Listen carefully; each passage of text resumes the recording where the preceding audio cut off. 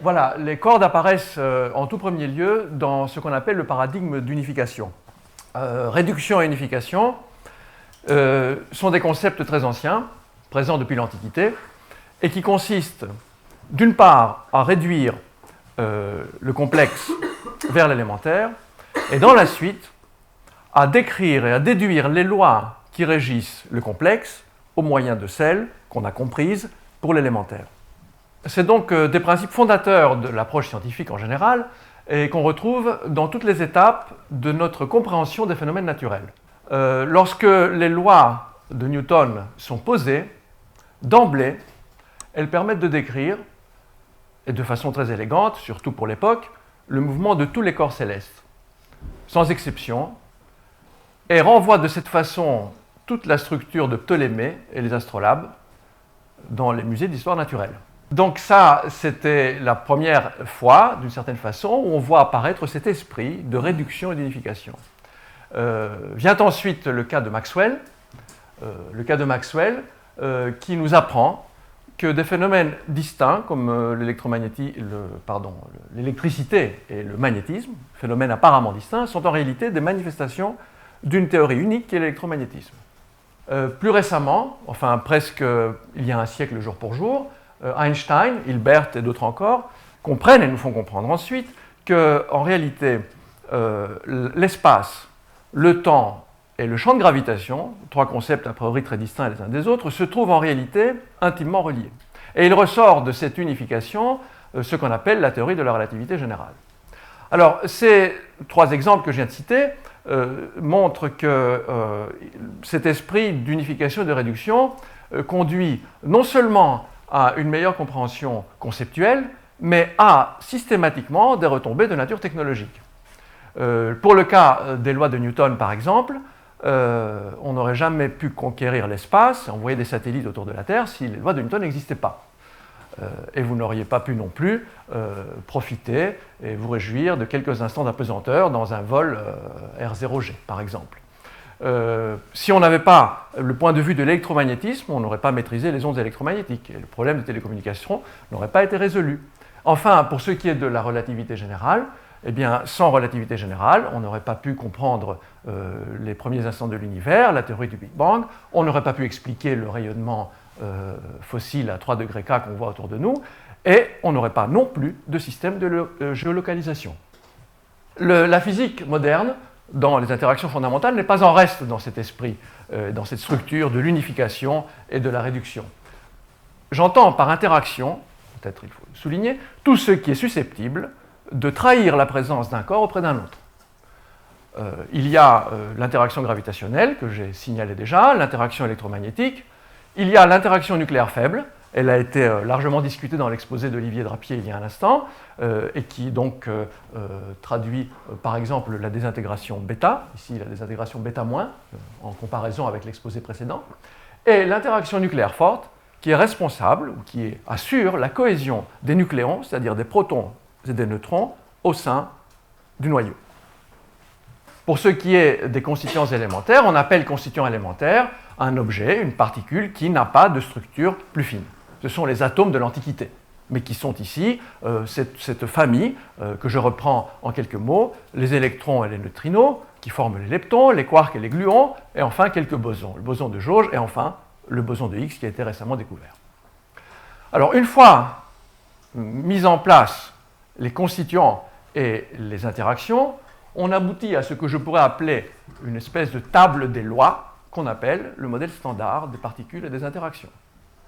Ce modèle standard a connu et connaît encore aujourd'hui un formidable succès, surtout par le fait qu'il est valable sur une échelle, sur des échelles de plusieurs ordres de grandeur en termes de longueur, depuis 10 milliards d'années-lumière dans le domaine cosmologique jusqu'à l'échelle microscopique atteinte au LHC, cet instrument, ce collisionneur du CERN, qui est de l'ordre de 10-16 cm. Et donc, grâce à cette table des lois, grâce à ce modèle standard, on parvient à réduire, comme je l'ai indiqué tout à l'heure, à réduire, par exemple, les structures les plus grandes que l'on connaisse dans l'univers, qui sont les amas de galaxies, dont la taille est de l'ordre du milliard d'années-lumière, à les réduire de proche en proche et à les décrire au moyen d'un paquet compter sur les doigts des deux mains de particules élémentaires qui sont les électrons, les quarks, les gluons et tous ceux dont on a parlé il y a un instant. Et on parvient à comprendre les lois de l'évolution de ces grandes structures en utilisant les règles qui apparaissent dans le modèle standard, qui décrivent donc les lois microscopiques d'interaction entre les particules élémentaires. Alors la question naturellement qu'on se pose à ce stade, qu'y a-t-il au-delà?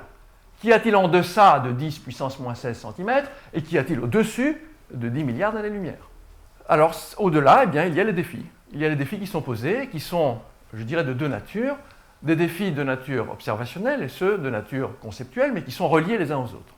De nature observationnelle, on peut s'interroger sur l'énergie noire et sa calculabilité, ou sur la matière noire et son observation. Voilà, deux questions qui sont concrètes et qui sont posées par nos observations. Sur le plan conceptuel, eh bien, il y a de nombreuses questions qui viennent naturellement à l'esprit. Les constituants dont j'ai parlé, électrons, quarks, gluons, etc., sont-ils réellement élémentaires? Sont-ils réellement des atomes, en quelque sorte, de l'Antiquité? Y a-t-il une structure en dessous? On peut compléter cette question en disant qu'il le soit ou qu'il ne le soit pas, on peut s'interroger, y en a-t-il d'autres? Et s'il y en a d'autres, seraient-ils éventuellement ceux qui expliqueraient la matière noire? Une autre question concerne les interactions.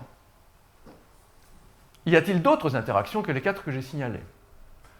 Et parmi les 4 que j'ai signalées, pourrait-on imaginer qu'elles ne soient pas distinctes, mais qu'elles soient chacune une facette différente d'une interaction unique? Enfin, il y a la question du nombre de paramètres dans le modèle standard. J'ai dit que le modèle standard était une forme de table des lois similaire à la loi de Newton. La loi de Newton, elle est très simple, il y a un paramètre, la constante de Newton. Dans le modèle standard, il y en a 23. Est-ce que ces 23 paramètres sont-ils tous élémentaires et fondamentaux, ou on peut envisager une autre structure dans laquelle il y en aurait moins? En d'autres termes, et en résumé, la question qui est posée, existe-t-il des lois plus fondamentales et plus universelles que le modèle standard? Ce genre de question n'est pas nouvelle, et en réalité, elle a été posée bien avant l'avènement du modèle standard lui-même. En particulier par Einstein, en réalité, toute la fin de sa vie, depuis qu'il a parachevé la théorie de la relativité générale, était concentrée sur les problèmes d'unification. Et en tout début des années 20, c'est Kaluza-Klein qui avait eu les premiers idées. En tout cas, on peut dire, en passant les détails de toute cette quête de l'unification, que la théorie des cordes, en réalité, atteint l'apogée de cette tentative d'unification. Et je vais essayer d'expliquer comment, dans une théorie de cordes, comme j'explique ici, la notion de famille de particules élémentaires, donc de gluons, quarks, électrons, neutrinos et tous les autres, disparaît. Elle disparaît du paysage, on lui substitue la notion de corde comme objet élémentaire. La corde ayant une structure unidimensionnelle, elle a le loisir de se manifester de différentes façons, soit comme une corde fermée, soit comme une corde ouverte, soit dans un état inerte, où elle n'est pas soumise à une quelconque vibration, soit parcourue par des ondes de vibration qui peuvent être de fréquences différentes. La corde est censée ne pas être observable. Elle est, dans l'état actuel de la théorie, elle serait, puisque la théorie n'est pas confirmée, de l'ordre de 10 puissance moins 33 cm. Elle n'est pas observable en tant qu'objet unidimensionnel, mais son état se manifeste sous la forme de l'une ou l'autre particule observable à ce jour. On aurait en quelque sorte une espèce de relation dans laquelle les particules que nous observons seraient chacune une note d'une forme de gamme pythagoricienne associée aux vibrations de la corde en question. En théorie, l'approche de la théorie des cordes dans le cadre de l'unification serait en quelque sorte le Graal de l'unification. L'unification ultime, tout simplement parce qu'à partir d'un objet unique, qui est la corde, on parvient à reconstruire l'ensemble de tout le spectre de particules que l'on connaît, de toutes les interactions. Et en particulier, grâce à toutes ces propriétés, on parvient aussi à maîtriser les aspects de la gravitation quantique. En théorie. En pratique, lorsqu'on veut faire émerger le modèle standard de la théorie des cordes, c'est-à-dire de manière pratique extraire les particules que l'on connaît à partir de cette théorie, on est confronté au besoin d'introduire de nombreux ajustements, de trop nombreux ajustements, et en réalité de multiplier le nombre de paramètres et de s'éloigner de paramètres uniques qui seraient quelques propriétés uniques de la théorie des cordes. On peut donc s'interroger à ce niveau sur la limite de ce paradigme d'unification que j'ai indiqué. Je ne répondrai pas à cette question, il serait péremptoire d'essayer de le faire. Je répondrai, en tout cas, je mentionne un fait. Le fait, c'est qu'à l'heure actuelle, les instruments les plus précis dont on dispose, comme le LHC, ne nous donnent aucune information sur l'existence potentielle d'une physique au-delà du modèle standard. Naturellement, le LHC est toujours en fonctionnement, et encore pour de nombreuses années, donc des surprises peuvent arriver, et des surprises qui ne sont pas forcément celles que nous attendons. En tout cas, quelle que soit la réponse à la question que je viens de poser, ici à propos du paradigme d'unification, je pense que les particules, les cordes et leur théorie telle qu'elle est présentée possèdent suffisamment de propriétés, en quelque sorte, pour l'instant, en tout cas, les mettre à l'abri des rayonnages de la grande galerie de l'évolution. Et je fais mention ici à la propriété de correspondance holographique que je vais en 2 mots essayer de vous expliquer. Il s'agit donc de prendre un concept un peu délicat, mais je vais essayer d'être clair.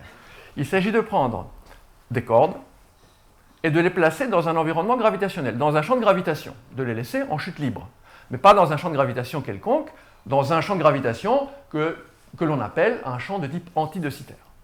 Voilà. C'est un champ qui satisfait les équations de la gravitation, et de placer, donc c'est ce que je représente par le disque qui est sur le dessin, et de se placer dans un espace-temps à 4 plus 1 dimension. C'est un espace-temps fictif, ce n'est pas l'espace-temps dans lequel on vit, c'est un espace-temps fictif mathématique. 4 plus 1 dimension représenté par le disque qui est ici.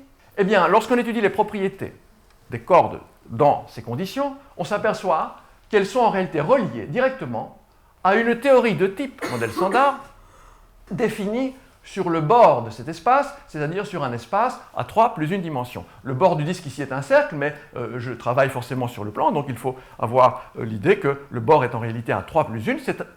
Ce bord serait l'espace-temps ordinaire, ceci serait une forme de modèle standard un peu ajusté, je passe sur les détails ordinaires, et la partie interne qui est là est un espace fictif.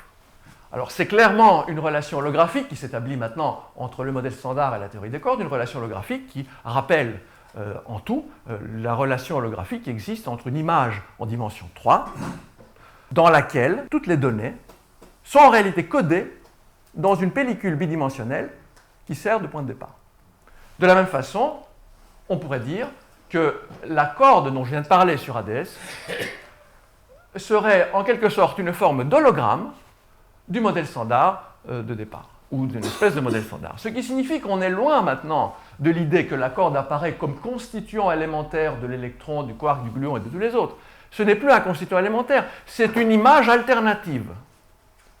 Et à ce titre, c'est aussi un outil de calcul alternatif qui permet de faire ou de remplacer les moyens habituels de calcul, parfois compliqués du modèle standard, par des moyens alternatifs qui peuvent avoir des champs d'application là où ceux-ci cessent d'être applicables.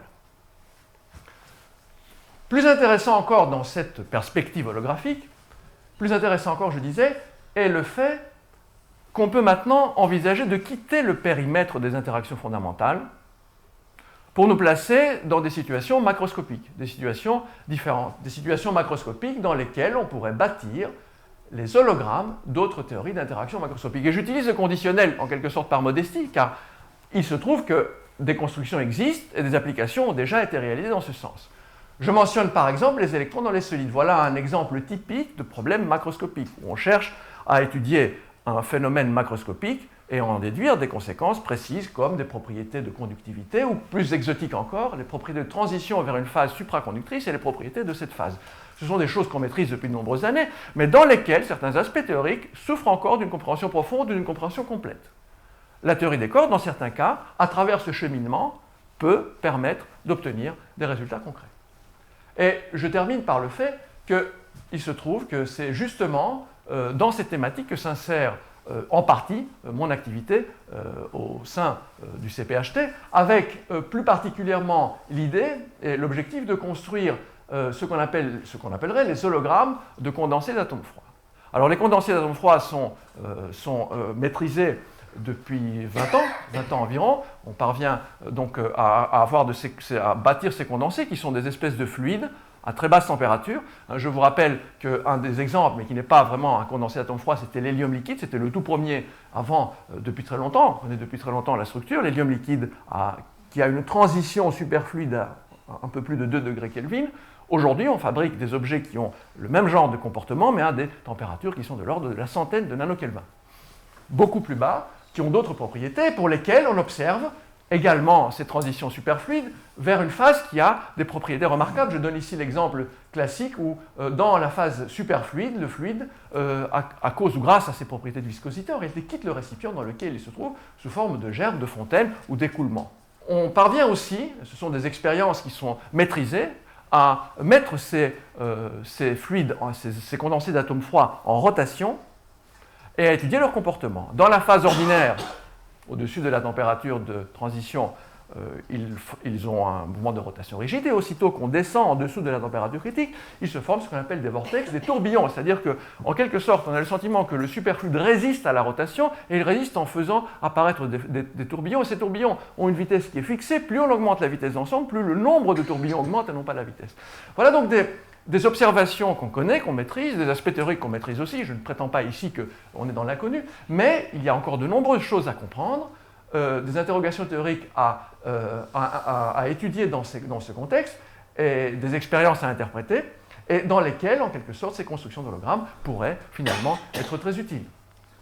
Je conclurai donc cet exposé en disant que la nature ait choisi les cordes comme constituants élémentaires ou non.